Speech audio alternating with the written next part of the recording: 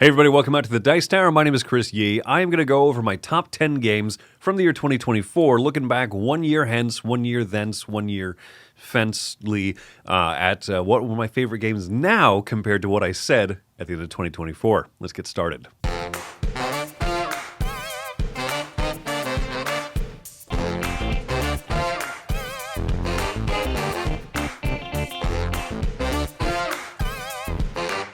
I think it'd be helpful first to take a look at what my list was a year ago, so as a kind of a starting point. So number 10 for me was Galileo Galilei, which was one of the three games from Tomáš Holák that came out. Great space theming about exploration, not exploration, but rather discovering the skies from the comfort of Earth. Number 9 was Spectral, a deduction game from Ryan Courtney, where you're exploring this haunted mansion in order to try to find the most gems and stuff. Number 8, SETI, another Tomáš Holák game. This is the one where you're actually out there exploring the space and the aliens and all that stuff. Number 7, Unconscious Mind, which is a phenomenal, beautiful production and a solid game from the folks over at Fantasia and that whole design team. Number 6, Lone Wolves, a two-player trick-taking game, lane battler mix. Number 5, Primal, The Awakening, one of the biggest, just massivest kind of games that I really love, a boss battler that has spoken to me quite a bit. Number 4, Ezra and Nehemiah, a Garfield Games historical ancient anthology game talking about these prophetic times from the Old Testament and building up the wall around Jerusalem. Number 3, Rainbow, a small card shedding game that does a lot with a little. Number 2, Arcs, which is the big Cole Wehrle space trick-taking sort of driven space combat game. And then number 1, A Message from the Stars. So that's what my list was a year ago. And you're going to see some changes here as I go through what the standing is as of right now. Some of these games I played a lot. Since then, some of them I haven't really played as much. So you'll see a few shifts around. One of the first things you'll notice, actually, is that my number 10 and my number 9, Galileo Galilei and Spectral, unfortunately are no longer in the top 10, and it's so sad because there's, no, it's great. It's fantastic that some games have kind of shifted around, but I always feel a little bit bad when these games that I still really enjoy, I would play either of these in a heartbeat. In fact, I've played some of these more recently than some of the other ones on my list, but still ones that I like a lot. So let's start with number 10 for me. Unconscious Mind has dropped a few spaces, but it's a bit of an intimidating, large setup and everything, and that's probably the biggest annoyance for me. It's just setting up the game. But I love this theme of the psychotherapists, of Freud and the others who are inspired by him, Carl Jung and the others, kind of helping people work through their dreams, their psyche and everything. This worker placement mechanism mixed with this treating patients. It's so good, so rewarding, a lot of interwoven mechanisms that's still approachable. So I find it a lot of fun. Number 9 is SETI, down 1 space. This is one that I'm really hankering to play that expansion because it just has more aliens you might be able to mix in.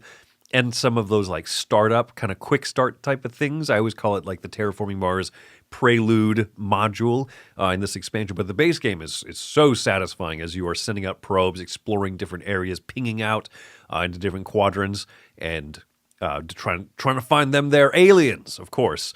E.T. Phone Home, not in my house. I'm going to find you, E.T. I love SETI, my number 9. Number 8, Ezra and Nehemiah. This one dropped through 4 spaces, and part of it is that there's just so many Garfield games that come out, and I really like some of the ones that came out this year, so I focus more of my attention on those ones, particularly Skara Brae, which is a bit more approachable. Ezra and Nehemiah is a big, just involved game, but it's so fun as you're clearing out spaces of the wall, clearing out the rubble, using those resources to build up the wall and build up different areas, dedicate more Levites into the temple and make more sacrifice there. Great theming, an intimidating game, but when you break it down into its 3 areas, very well balanced, very well made. I really like coming back to this fantastic theming. Did I say that yet? Number 7, Ito. This was my number 1 surprise of the year, and so it wasn't on my top 10 list. And I'm not really sure why I did that, kind of like looking back on it, because it is one of my favorite party games. And it might just be that I've played it so much more since 2024. This is in continual rotation. I love Ito as you're trying to trying to put out clues that make people guess what number you have between 1 and 100. 1 being an awful answer in a category, 100 being the best answer in a category. Played this with families, played this with tons of people, and it just continues to hit. Ito is one of the best party games ever made. It is a Dice Tower essential, keep that in mind, but also all the more reason, if you're watching this, we're saying you'll really like it, and for good reason. Number 6 for me is also from my surprises list, and it has just kind of clawed its way up higher in the list. This is Star Wars Unlimited. I'm really digging this game. I think that it's a solid format, collectible card game. I've bought a lot of starter decks since a year ago. I've even bought an entire box of boosters of the Jump to Lightspeed expansion.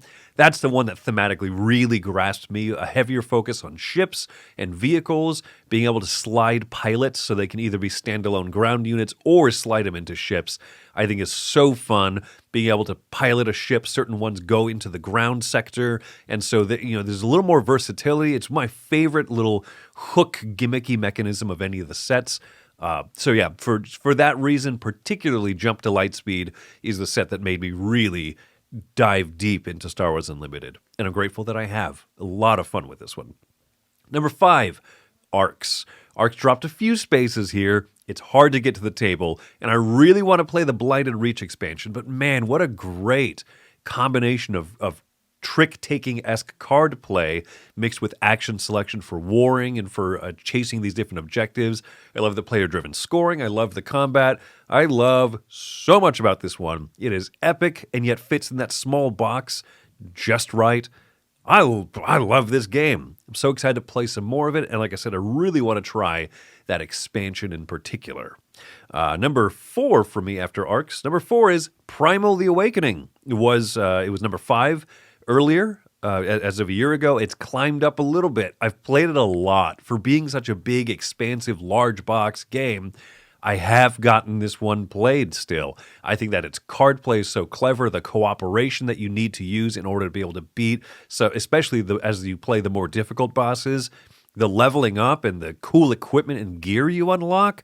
I've played a little bit of the Monster Hunter video games finally, and I see one-to-one so many of these cool comparisons. They nailed that genre of game, and particularly that universe of game in Primal: The Awakening.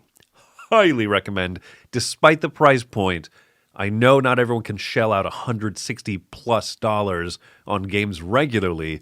This is one that, for me, I've found the value in, but I'm aware. I'm very much aware that it's a little bit of an outlier, in part because of that pricing. Number 3, Lone Wolves has climbed up higher. It's a little bit of Arc slipping a bit. It's a little bit of this game jumping up from number 6 up to number 3. This is one of my favorite 2-player games. This is one that I want to play more. It mixes trick-taking with lane battling, and it uses enough of the trick-taking where it's not just a gimmick, but it doesn't lean too much on it where it becomes unwelcoming for people who maybe are not as familiar with trick-taking. But man, it's got enough in it. It's juicy. It's got a lot of good decisions, and it plays fairly quick. One hand, you play it out. Boom, you determine a winner. This is one of my favorite games in this genre of lane battling, and one of my favorite go-to 2-player games. Number 2, Rainbow, also up one step from last year. And Rainbow has this fantastic mix of for sale, where you're trying to win different like tranches of cards in the middle of the table, different piles of them for points, but the way that you do it is through card shedding as you're playing out runs or sets of cards or single cards. And not only are the cards important as you play them this round, because that kind of determines what you get to win, like which pile of cards you get to win, but then all the cards played go into the middle of the table and then become the cards up for winning next round. And it's in one of those tiny box all-play games. A simple deck of cards, I think, has so much cool depth to it. I was wondering if I would have cooled on this game a little bit with time, and I have not. Every time that I get the chance to play it, I just find it so juicy still. So number 2, Rainbow. And then number 1 is A Message from the Stars. This is a wonderful deduction game. While, yes, Spectral, which was my number 9, fell out, not for any fault of its own, just mostly because Ito and Star Wars Unlimited have climbed their way up. Man, Message from the Stars is such a great deduction game. I got a chance to teach it again recently, and it just blows people's minds every time as you're trying to give them clues about letters. People guess words at you, and you have to give them a numerical value, and they have to denote and figure out which letters in these words, as they give you a series of words, are going to increase the value or make them negative or multiply the total value. It's a deduction gamer's delight. It is a buffet of excitement for people who like deduction and for word games and stuff. So Message from the Stars is one of the best I've ever played. Super high up in my top 100, and my favorite game from last year, a little bit over a year ago, from 2024. So a game that just missed my list both times, Shackleton Base. Just got a reprint from Pandasaurus. That's kind of an honorable mention.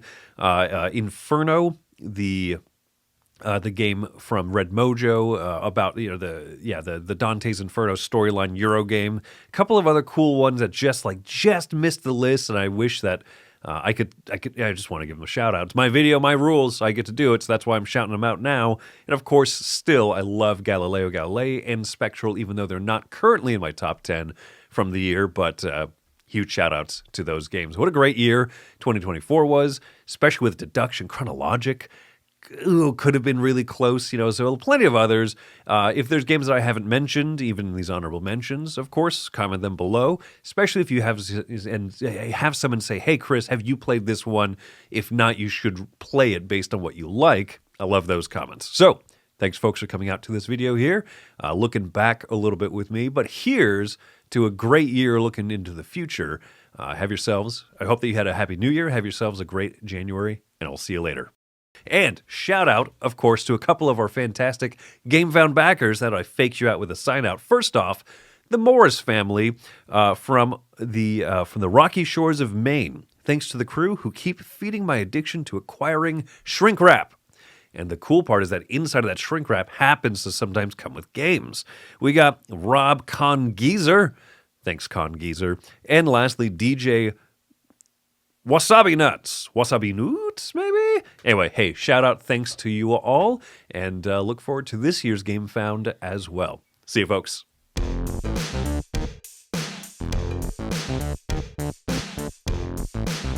Hey, folks, thanks for watching another one of our videos. If you like our videos, if you like our channel, you would love to game with us at one of our conventions. Check out Dice Tower Cruise, Dice Tower East, and Dice Tower West. Fantastic conventions where we play games with wonderful people, a humongous library, and lots of other events and stuff. Also, don't forget to check out our channel, like and subscribe. I'm Tom Bassel.